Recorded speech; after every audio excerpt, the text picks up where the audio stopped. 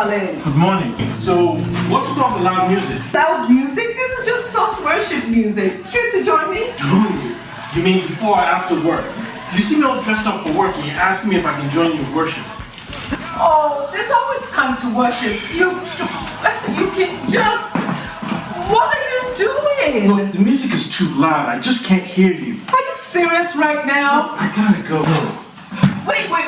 You promised to take AJ to daycare this morning. The boy's not even up yet. I'm already late for work. Call one of your soul care people and ask them to help you. Come on, Aki. What? That is what church is for, right? Call him and ask him to show you some love. Look, I gotta go.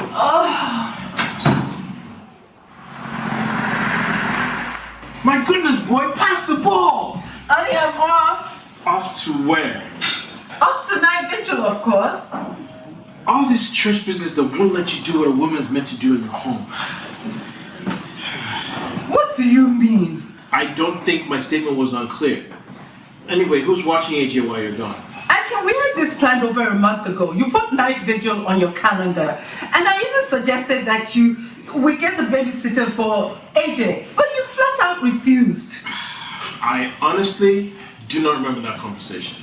But in any case, I'm not available this evening. Why not?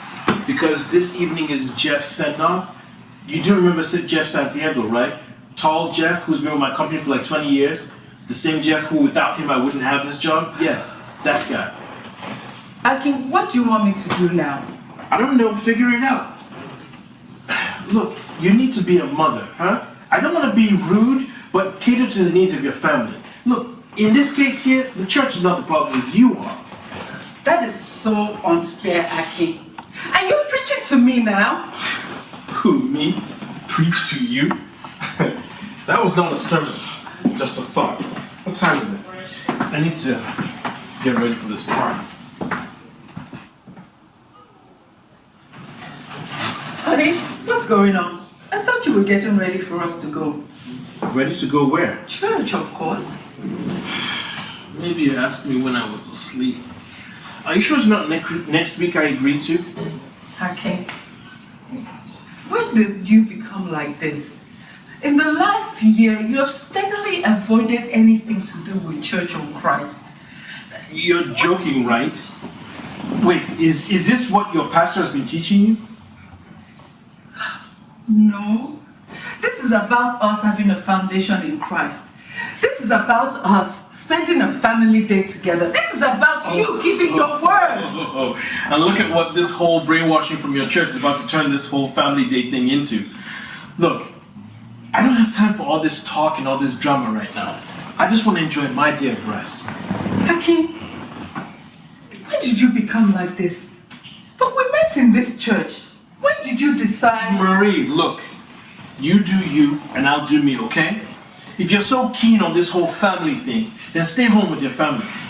Where's AJ anyway? He's getting his shoes and we're going to church. Going to... Sweetie.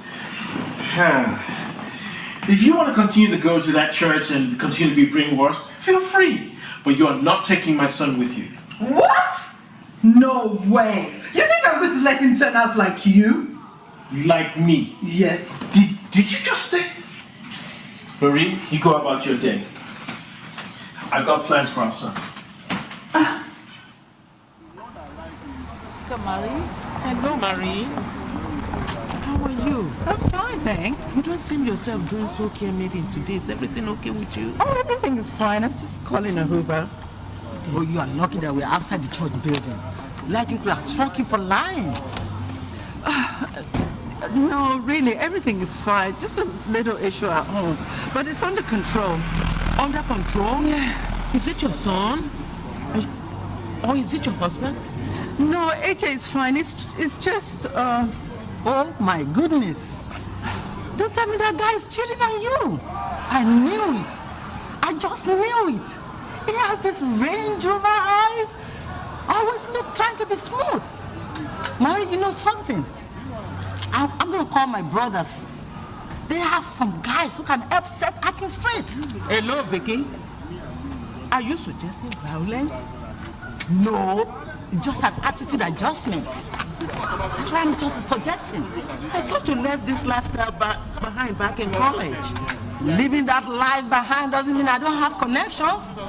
Mary, just say the word. Thanks, Vicky.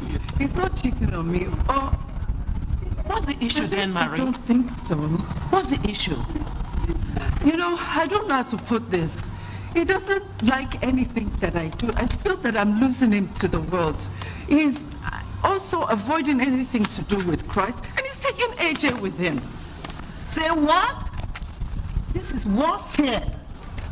We have to battle. I'm going to call BC, Tutu, and Shola. Prayer starts tonight. Fasting for 7 days. The devil is in trouble. You this girl. Vicky, a moment ago, you were talking of attitude adjustment, and now it is warfare. We are not wrestling against flesh and blood. We have to battle.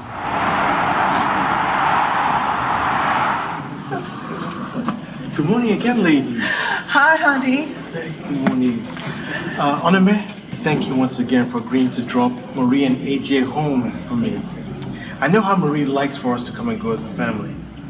You're welcome, Akin. It's my pleasure. I understand, and I know ministry work do need some sacrifice.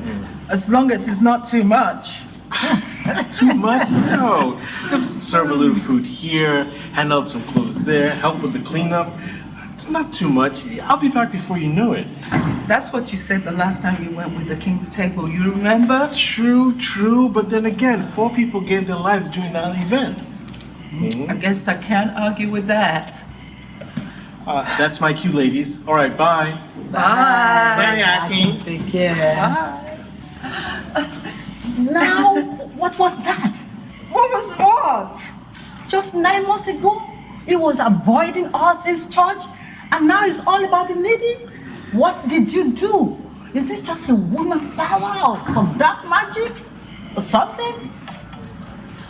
Vicky, dark magic indeed?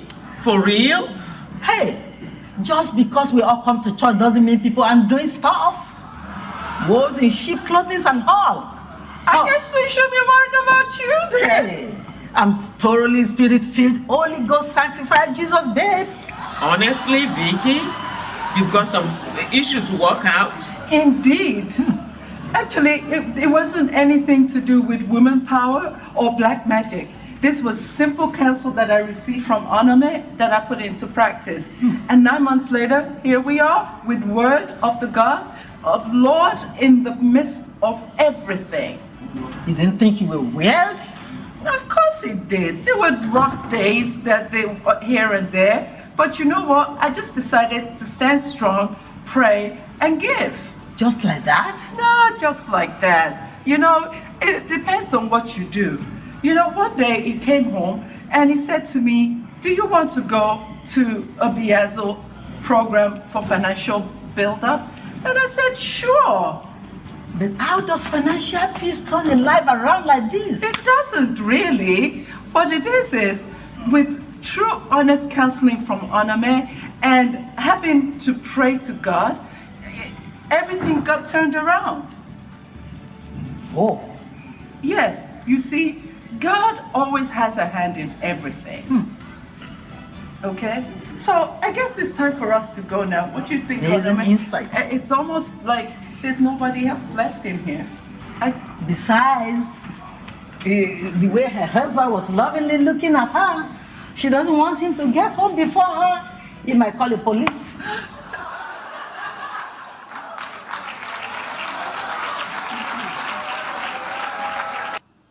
In the past weeks, we've been hearing about the love of God. So today, I am trying to title the short word of exhortation as the steadfast commitment. Steadfast commitment.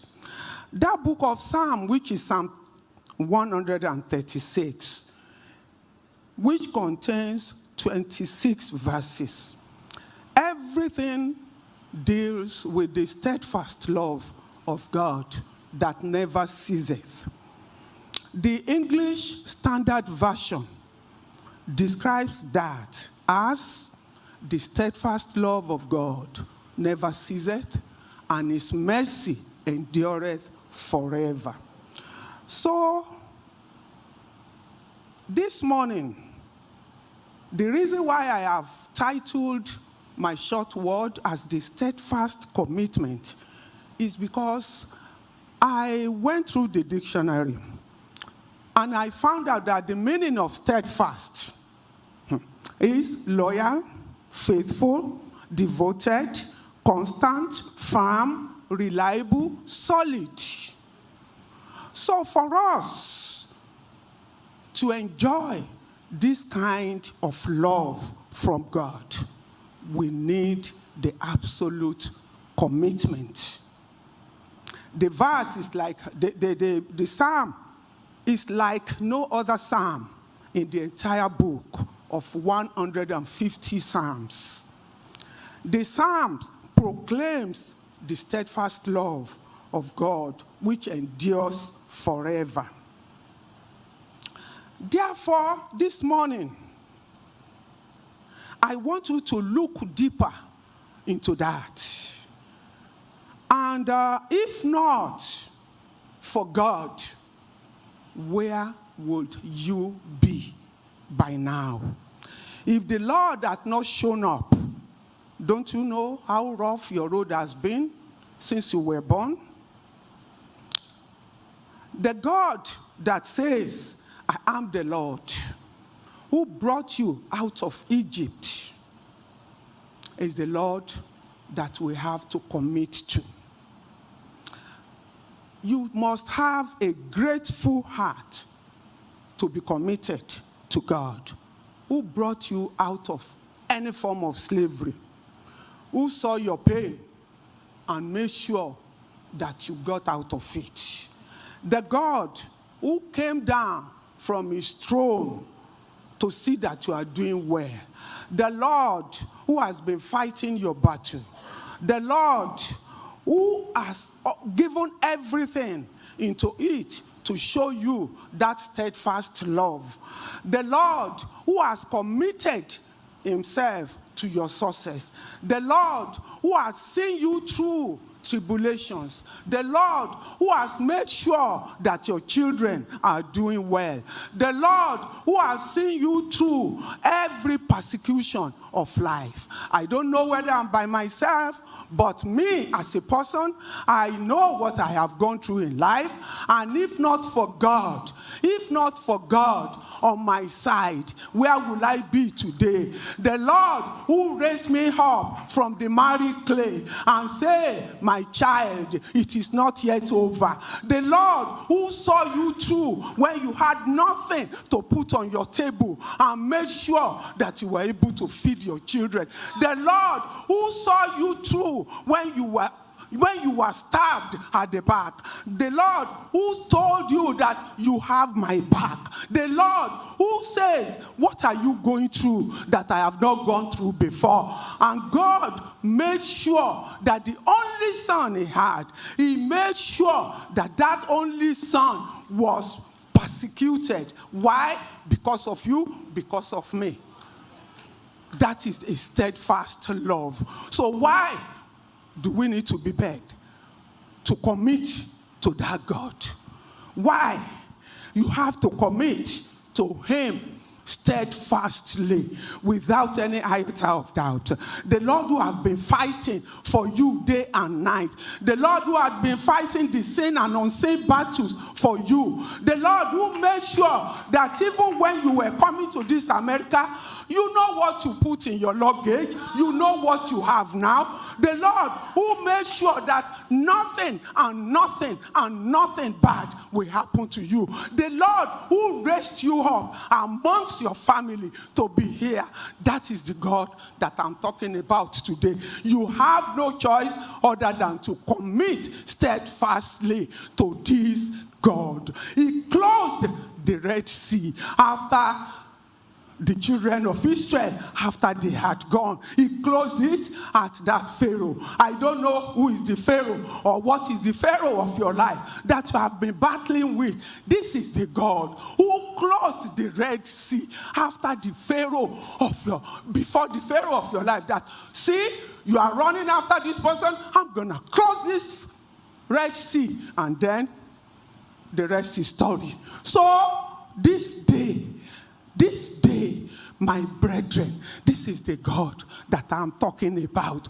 Maybe I'm talking to the Holy Ghost sanctified babes, Holy Ghost sanctified people who are so innocent, who don't even have any problem at all. But I know I'm not by myself. I know what I'm talking about. I knew the kind of persecutions I had gone through. But if not for God on my side, who am I? That God who said you are going places. That God who said the heart is just the limit of where I'm taking you to. That God is the God that I'm talking about. The God who saved all these elders to be alive today. Many of them, they've been sick. 2 days ago, we had a testimony of one of us who had an accident, and God just brought her out of it. That is the God I'm talking about. The God who saved this Jesus house to be the one among the equals. That is the God I am talking about. You don't have a choice than to commit to him. And that is why I have titled my sermon today as the steadfast commitment. You need to commit to God. You can't commit to any other thing except God. He is the I am that I am. He said, I am the Lord your God. He did not say, I was. He's not saying I was. He said, I am, which means he's the present. He will continue to be with you. He will raise you up. He will make his face to continue to shine over you. That is the God that I'm talking about. You are going to be committed to him. We don't have a choice. His identity is tied to all he did for us. Because he will never fail. He has never failed. He has never failed. He gave you all your needs. He gave you life. He gave you those children. Maybe when you don't even have a mother or a father, he said, when your mother or your father, when they forsake you, he said, I will be there for you. So what are you looking for? He saved your children. He fixed your marriages. He said, commit to me wholeheartedly. If you commit to him, you will not have time for any gossip.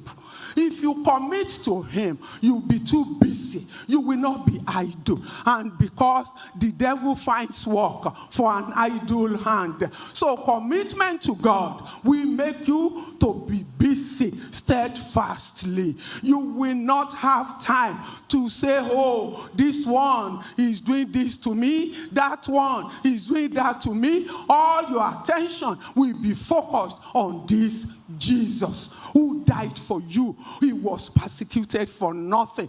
And still he's saying, I am the Lord your God.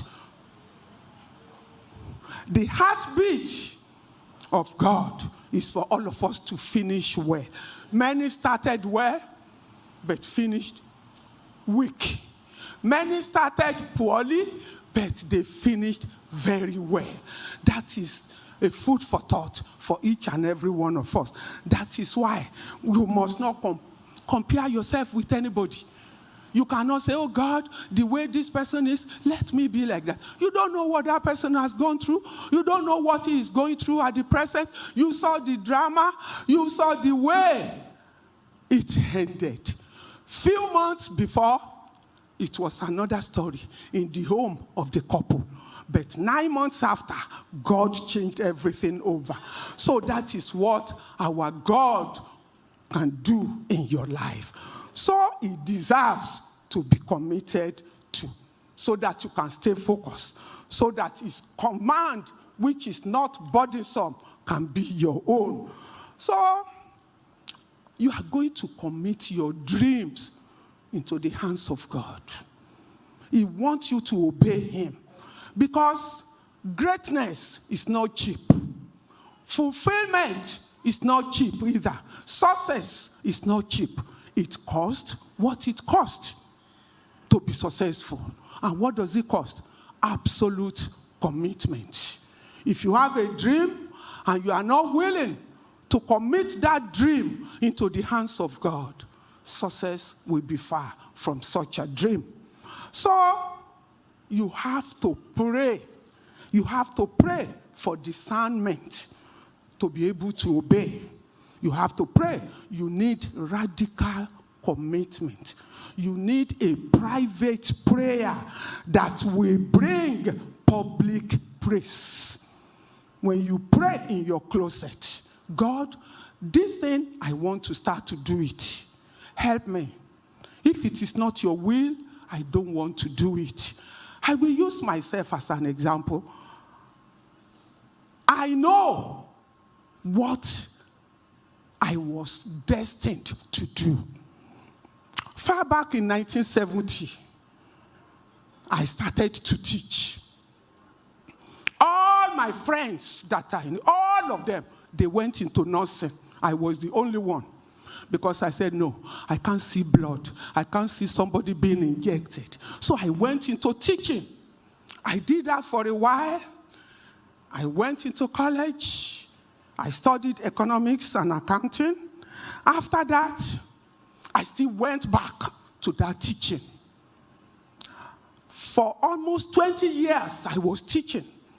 Now coming back to America as a second year, I said, okay, which job can I do that will make me to be flexible? Then I said, maybe I will go and practice this nursing and see how it goes. I went in. When I showed my credentials to the guy, he said, you don't need too much of a training. Just watch the video. You are good to go. And I sat. I watched video. I said, I will do this. I said, okay. This, I'm telling you, I didn't tell my children. I sneaked out. I said, I'm coming. I left. Following day, the guy said, okay, I got a job for you. And they took me to one woman, a couple, to take care of. I said, okay. I entered. I was looking. The woman started to talk all around the house. I said, what is this? Is this what I am to do? I was looking like somebody who is lost. To be precise, that was the day Pastor Gandhi turned 40. I wasn't in the church.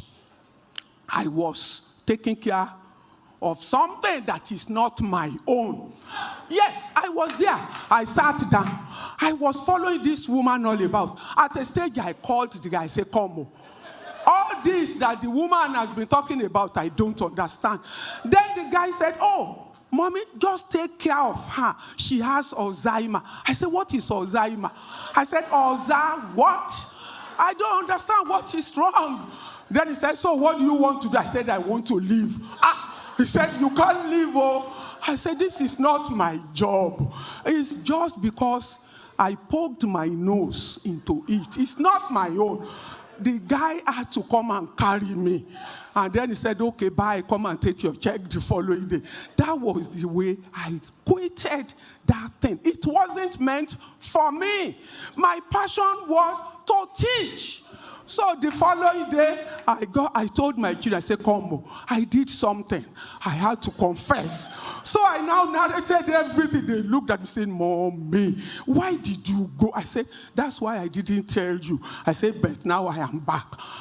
So I had to go back to my teaching profession. I had to do the certification here in America. I did everything. That is the job I love so much.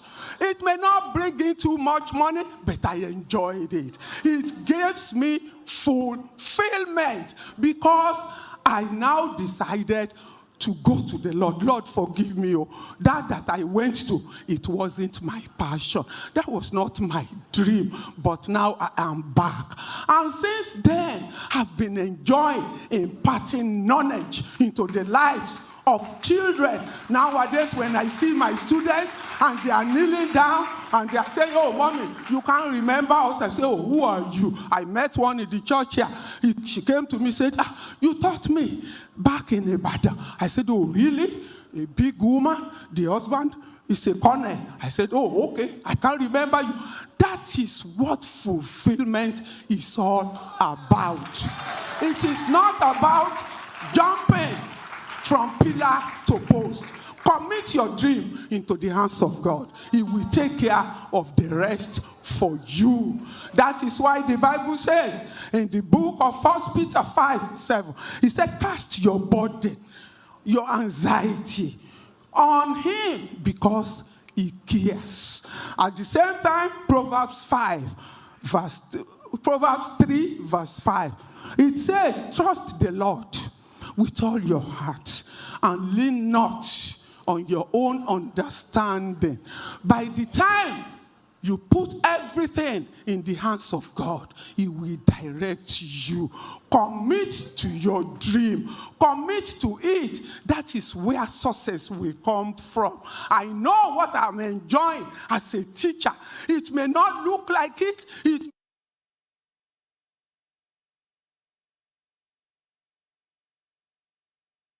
Because I'm able to fulfill destiny. That's the job I chose. That is the profession that God has given unto me. And that is where I am standing. Though with little income, but greater dividend. So I'm admonishing each and every one of you. Stay on your lane. Just stay on your lane. Do not cross to another person's lane. That is the best attitude to achieve success. The last one that I'm quickly going to talk about because of time is commit to your family. Commit to your family. This is not a message of condemnation, but a message of change. Everyone, you have to commit to your family. When you signed that ... on the day of marriage, you were asked for better, for worse. And you said, yes, I will stand by you. I will be with you in sickness, in poverty, in this, in that. Okay. Now, with all humility, I'm going to start with the men. Being the head, being the priest of your home takes a lot of responsibility. No man is supposed to take authority without responsibility. Both go hand in hand. The song, the steadfast love of God never fails. It should be the bedrock of your family.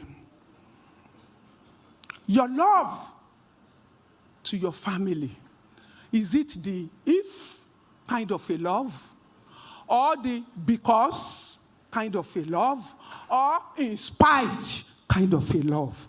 Those are three kinds of loves now. If you do this, I will love you. If you don't do this, I'm out of it. Is that the kind of love you have for your family?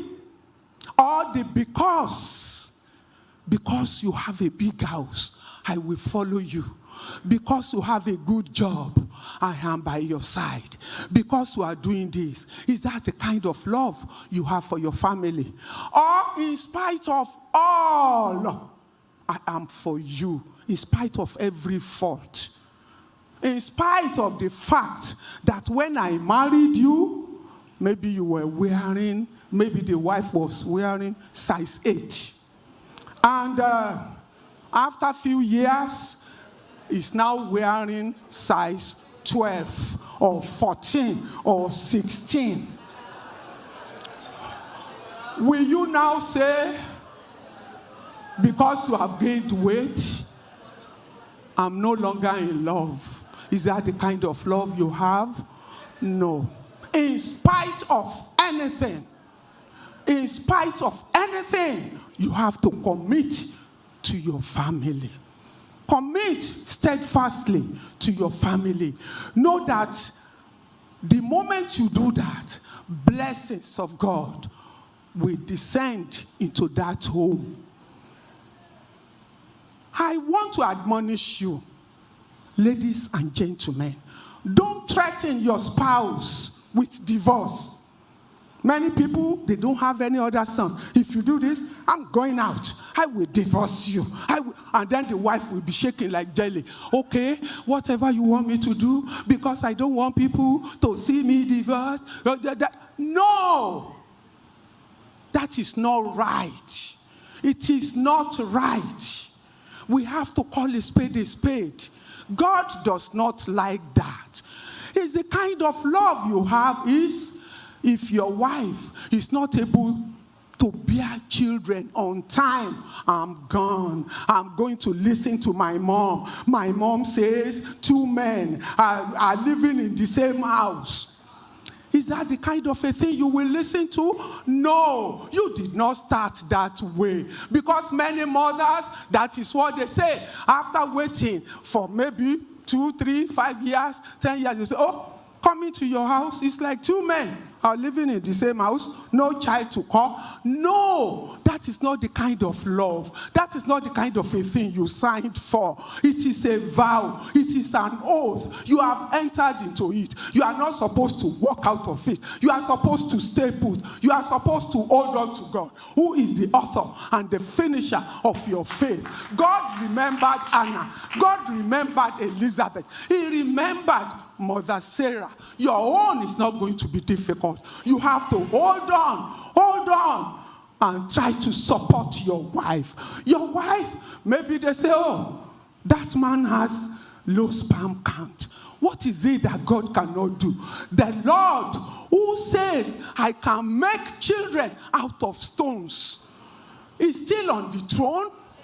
Is still on the throne. It's never late. That is why he says, I am the Lord your God. Commit to him. The love we've been hearing for this long. To many people, it doesn't have any meaning. It's like, they said it already. We heard about it. So what's the next thing? It must not be like that. You come to church every Sunday. If you say, what does it matter? It's like you have come to waste your good time. You are better off staying home and say, pass the ball. And then you'll be watching the television. But here you are here every Sunday. Will you come here to come and waste your good time? You have to commit to your family. Commit to your children. Your children, the best thing, the best gift you can give to your child or your children is to love their mothers. That's the best gift. Don't buy anything for your children. Don't tell your children, I love you, I love you. Just love the mother. The moment you love the mother, peace will reign in the home. Peace will reign. Your children, they will love you. You don't need to engage them in any private talk. The moment the children, they see that in the home, there is love. If a woman is not happy in the home, well, the home will just be like hell on earth, except the man is just deceiving himself. So love your wife. Love your wife, and let the wives too submit. Submit does not mean slavery. Submit does not make you to be a second-class citizen. It just means respect. Give respect to who respect is due. Your husband is the priest of the home. He's the head of the home. Submit to him. When you submit to him and he loves you back, everything will be rosy in your house. God wants this commitment. Commitment. If homes are in order, the church of God will be in order. And the community as a whole will be in order. Because it says charity begins from home. So I'm here to admonish each and every one of you. Submit. Commit steadfastly to the love of God, because God is the priest, is the head of every home. Don't be a bully in your home. Don't be. Learn to calm down so that your wife will have peace in the home. For every one of us, we need to raise godly children. Many parents, they don't even know what is going on in the lives of their children. They don't know. When you don't know this, it's a sin, because these children, they did not beg you to bring them to life. The moment you have brought them to life, it is your duty to take care of them. It is your duty to raise them in a godly way. And I want to beg, most especially we women, let your goal be towards your family. Most especially your children. Many of us is party. I love party. I love social things, but everything in moderation. Everything in moderation. The money you are going to spend on your family, don't spend it to buy all this stuff, because at the end of the day, it is vanity. It is vanity upon vanity, and everything will end one day. The child that you refuse to build may eventually sell all the stuff you have accumulated.